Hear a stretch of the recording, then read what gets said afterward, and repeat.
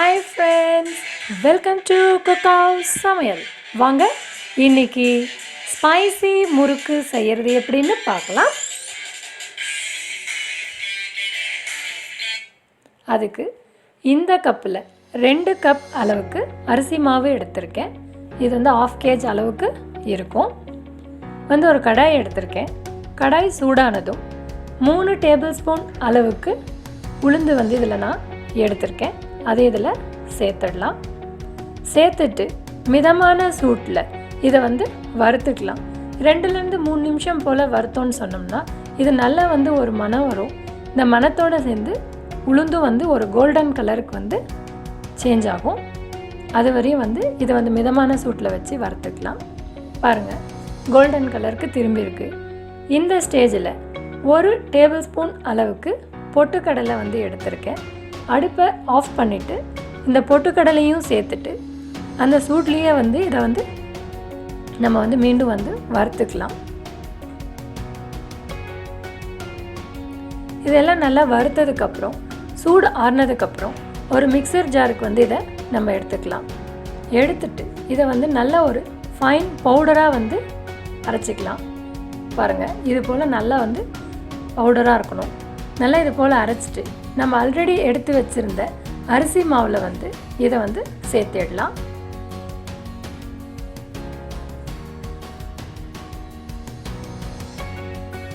இதை சேர்த்துனதுக்கப்புறம் 1 டீஸ்பூன் அளவுக்கு மிளகாய் தூள் எடுத்திருக்கேன். அதை இதில் சேர்த்துடலாம். காரத்துக்கு வேணும்னா நீங்கள் இன்னும் கூட சேர்த்துக்கோங்க. 1 டீஸ்பூன் அளவுக்கு வெள்ளை எள்ளு நான் சேர்த்துருக்கேன். நீங்கள் வேணால் கருப்பு எள்ளையும் சேர்த்துக்கோங்க. பட்டர் 1 டேபிள் ஸ்பூன் அளவுக்கு எடுத்து வச்சுருக்கேன். பாருங்கள், இந்த அளவுக்கு இருக்குது. இந்த பட்டர் ரூம் டெம்பரேச்சருக்கு இருக்குது. இதை நம்ம இதில் சேர்த்துடலாம்.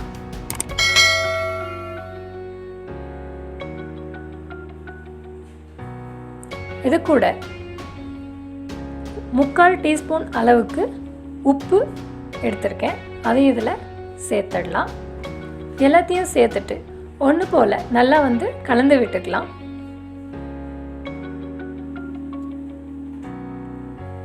லம்ப்ஸ் இல்லாமல் இது எல்லாமே நல்லா கலந்துக்கலாம். நல்லா கலந்ததுக்கப்புறம் கொஞ்சம் கொஞ்சமாக தண்ணி ஊற்றி இது மாவு பதத்துக்கு நம்ம கொண்டு வந்துடலாம். நிறைய தண்ணி ஊற்றினாலும் நமக்கு முறுக்கு புளியும் போது நல்லாவே வராது. அதே போல் கம்மியாக இருந்தாலும் நம்ம புளியும் போது முறுக்கு உடஞ்சி போயிடும். அதனால் கொஞ்சம் கொஞ்சமாக தண்ணி சேர்த்து அந்த கரெக்டான பதத்துக்கு நல்லா பிசைஞ்சு எடுத்துக்கோங்க. பாருங்கள், இது போல் பிசைஞ்சு எடுத்துக்கோங்க. அரிசி மாவில் பார்த்திங்கன்னா anti-inflammatory, antioxidants அப்படின்னு நிறைய சத்துக்கள் நமக்கு கிடைக்கிது. இதனால் சூரிய ஒளிக்கதிரிலேருந்து நம்மளோட ஸ்கின்னை ப்ரொடெக்ட் பண்ணுது.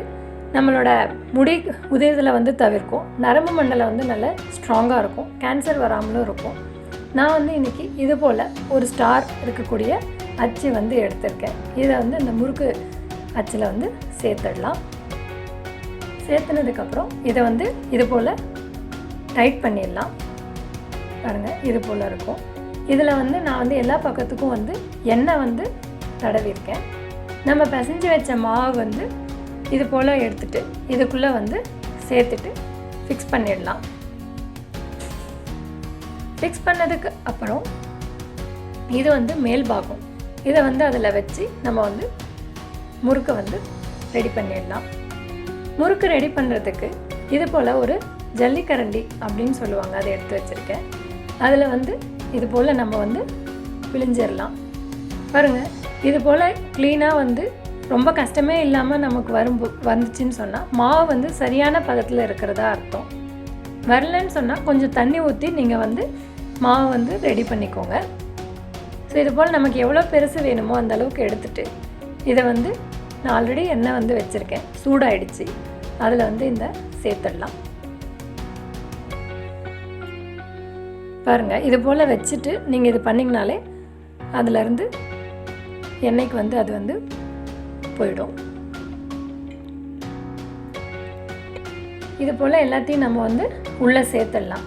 பபிள்ஸ் எல்லாம் அடங்கினதுக்கப்புறம் இதை வெளியே எடுத்துடலாம்.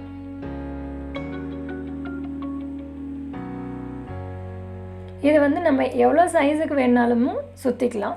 உங்களுக்காக இன்னொரு வாட்டி நான் வந்து காமிக்கிறேன். பாருங்கள், கஷ்டமே இல்லாமல் ரொம்ப ஈஸியாக வந்து அழுத்திக்கிட்டு இருக்கேன். க்ளீனாக வந்து வந்துக்கிட்டு இருக்குது.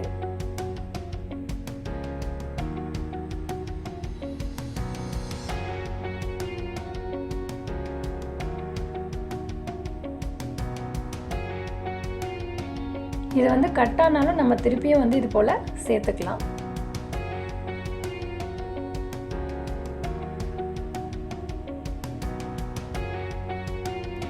பாருங்கள் ஃப்ரெண்ட்ஸ், நான் வந்து எவ்வளோ பெருசாக வந்து சுற்றிருக்கேன் அப்படின்னு சொல்லிட்டு. இது போல் நமக்கு எவ்வளோ சைஸ் எவ்வளோ பெருசு வேணும்னாலும் நம்ம வந்து இதை வந்து சுற்றிக்கலாம். மாவு மட்டும் கரெக்டான பதத்தில் எடுத்துக்கோங்க. எடுத்ததுக்கப்புறம் இதையும் வந்து எண்ணெயில் வந்து சேர்த்துடலாம். இவ்வளோதான் ஃப்ரெண்ட்ஸ், ரொம்ப ஈஸியான மெத்தட். நீங்களும் வந்து வீட்டில் ட்ரை பண்ணி பாருங்கள். உங்களுக்கும் கண்டிப்பாக பிடிக்கும். பிடிச்சிருந்தனா என்னோட சேனல் கமெண்ட் பண்ணுங்கள், சப்ஸ்கிரைப் பண்ணுங்கள். Eat healthy, be healthy. Thanks for watching my channel.